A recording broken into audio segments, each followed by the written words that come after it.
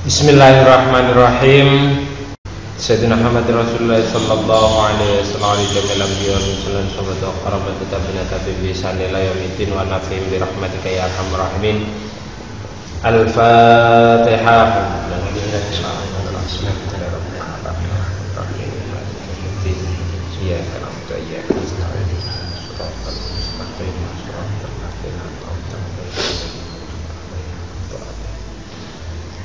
Bismillahirrahmanirrahim. Alhamdulillahirabbil alamin wassalatu wassalamu ala asyrafil anbiya'i wal mursalin wa ala alihi wa sahbihi ajma'in. Amma ba'du. Allahumma shalli ala sayyidina Muhammad wa ala ali sayyidina Muhammad.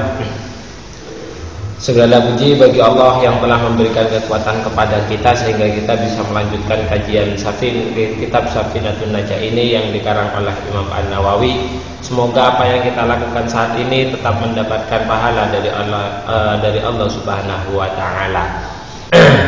Baik, pemirsa dimanapun Anda berada, seperti biasa akan kita awali kajian kitab ini, yang mana pada saat ini kita sudah masuk bab niat. Bagaimana niat? Seperti kemarin kita sudah menjelaskan tentang bab wudu. Salah satu fardunya wudu itu adalah niat. Dan bagaimana tata cara pelaksanaan niat dan apa itu niat sendiri pada saat ini akan kita bahas. Baik, langsung saja saya bacakan kitab Safinatun Najahnya. Bismillahirrahmanirrahim. Waqad qala al-musannifu rahimahumullahu ta'ala wa nafa'ana bihi wa bi ulumi fid dharain amin. Faslun utawi iki ku ana fasal suci an-niyatu utawi iki iku niat. An-niyatu utawi niat iku qasdu syai'in nejo suwiji-wiji muktaronan hale bebarengan bi fi'lihi kelawan kelakuane. Jadi sekali lagi bab ini akan menjelaskan tentang niat dan tata cara pelaksanaan niat dan apa saja yang harus ada di dalam niat.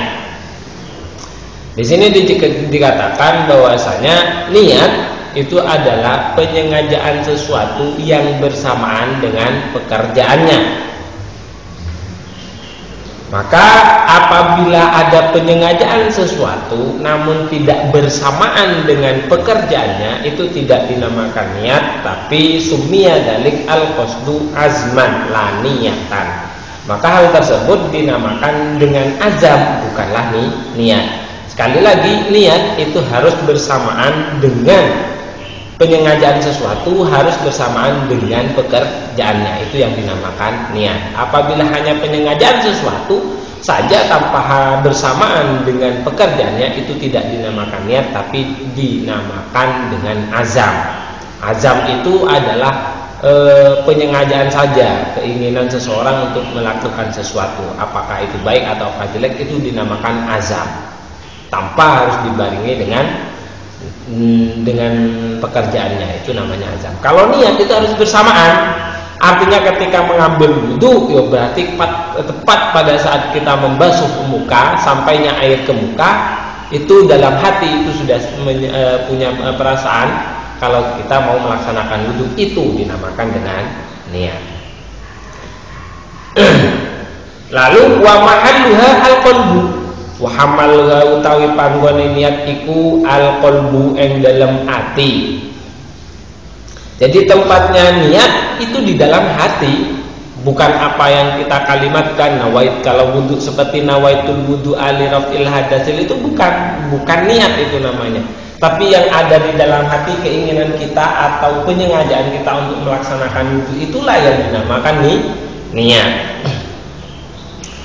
Terus kemudian wattalafudzu biha sunnatun wattalafudzu lan ngelafadzake biha kelawan niat iku sunnatun, hukumnya sunat. Jadi melafadzkan niat nawaitul wudu ali rafil hadatsil, itu kalau wudu, kalau sholat usolli fardhu dhuhri, itu hukumnya sunnah melafadzkan niat. Tapi yang harus ada di dalam hati itu tadi, penyengajaan itu sendiri, itu yang wajib. Sementara untuk melafadzkan niatnya itu hukumnya sunnah. Tujuannya apa?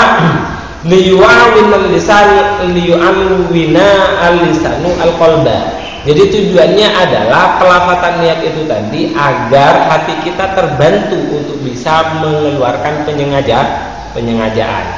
Tuh. Terus kemudian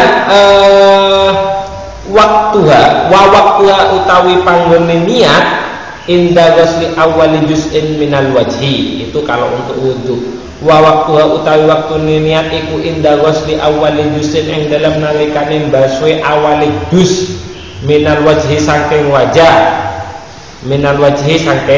wajah. Jadi untuk waktunya yaitu pada awal kita membasuh muka kalau kita mengambil wudu. Jadi air sampai ke muka itu baru di sana harus ada muncul penyengajaan. Kalau di dalam sholat ketika kita takbir Allahu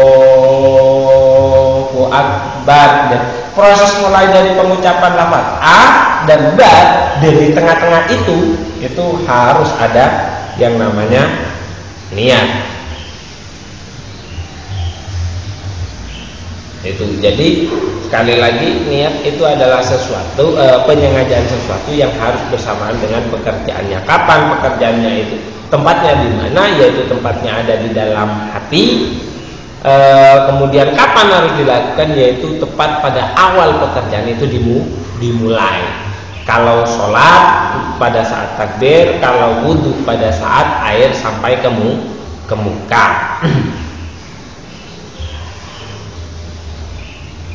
Wat tartibu, kemudian wat tartibu lan tartib. Apa itu wat tartibu lan tartib? Apa itu tartib? Iku alla yuqaddima udwan. Alla yuqaddima udwan yen to ora dinginake maring anggota ala udwin ing atase anggota kang luweneh. Artinya yang dinamakan tartib itu tidak mendahulukan satu anggota pada anggota yang lain. Jadi kalau kayak wudu berarti yang pertama itu adalah niat yang bersamaan dengan pembasuh muka, habis itu adalah pembasuhan tangan, itu tidak boleh dibolak-balik, itu yang dinamakan tartib. Runut sesuai dengan aturan, itu yang namanya tartib. Nah, untuk niat itu sendiri untuk masalah niat ketika kita berpuasa itu terjadi perbedaan ulama. Ada yang mengatakan niat puasa itu niat, ada yang mengatakan puasa itu azam. Tapi inda Syafi'iyah di sini dijelaskan bahwasanya niat itu kalau di dalam puasa itu tetap niat. Tapi kenapa kok tidak bersamaan dengan waktunya? Itu hanya karena kesulitan untuk mengumpulkan niat itu sendiri dengan awal fajar. Baik, itu saja mungkin yang bisa saya jelaskan dalam pertemuan kali ini. Semoga Allah senantiasa memberikan kekuatan kita dan menjadikan apa yang kita pelajari pada hari ini benar-benar manfaat dan dicatat oleh Allah sebagai amal akhirat. Semoga bermanfaat. Kita akhiri dengan bacaan suratul Fatihah. Alhamdulillah wa ala kulli niyatin shalihah wa la tusallimu ala kitab Al-Fatihah.